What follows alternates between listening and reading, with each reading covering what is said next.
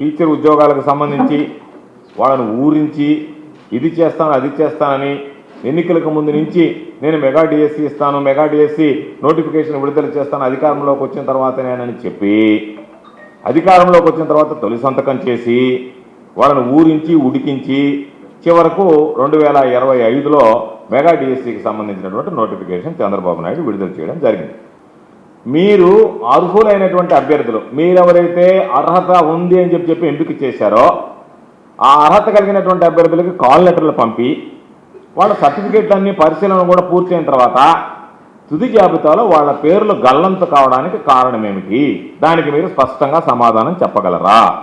లోకేష్ ఎవడైతే ఉన్నాడో అసలు ఈ సమాజంలో చదువు సంధ్య లేనటువంటి ఒక ముద్దబ్బాయిని తీసుకొచ్చి విద్యాశాఖ మంత్రిగా చేయడమే ఈ సమాజానికి తీరం ద్రోహం చేసినట్టు లెక్క.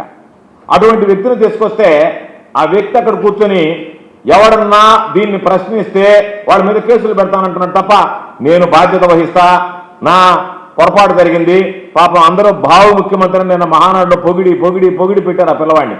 అయ్యా నా వల్ల పొరపాటు జరిగింది కాబట్టి నేను విద్యాశాఖ మంత్రికి అర్హుండు కాదు కాబట్టి నేను రాజీనామా చేసేస్తాను, అక్కడి నుంచి తప్పుకుంటాను అనేటువంటి మాట మాట్లాడేటువంటి పరిస్థితి లేదు. కాబట్టి నైతిక విలువలు లేవు, కాబట్టి నువ్వు రాజీనామా చేసేటువంటి పరిస్థితి తలెత్తదు. అందుకని మీరు ఏ విధంగా ప్రతిభ ఉన్న విద్యార్థులకు సంబంధించినటువంటి పొట్ట కొట్టారు, ఎన్ని రకాలైనటువంటి అక్రమాలకు పాల్పడ్డారు అనేటువంటివి ఆధారాలతో సహా మేము చూపిస్తాం. నేషనల్ ఛాంపియన్షిప్ సాధించినటువంటి వాడికి ప్రాధాన్యత ఉంటుంది, మొదటి ప్రియారిటీ ఉంటుంది.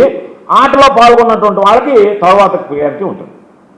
దాన్ని మార్చి జాతీయ స్థాయిలో ఆడితే చాలు వాళ్ళకి ఫస్ట్ ప్రియారిటీ ఇచ్చాడు, ఛాంపియన్షిప్ వచ్చినటువంటి వాళ్ళకి తర్వాత ప్రియారిటీ ఇచ్చాడు.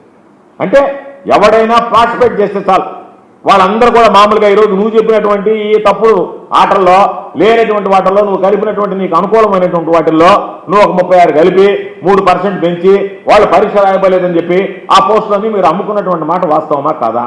లేని పరిస్థితిలో దీనికి మీరు సమాధానం చెప్పగలరా? ఎందువల్ల మీరు దీన్ని మార్చాల్సి వచ్చిందనేటువంటి దానికి స్పష్టమైనటువంటి సమాధానం మీరు ఇవ్వగలరా?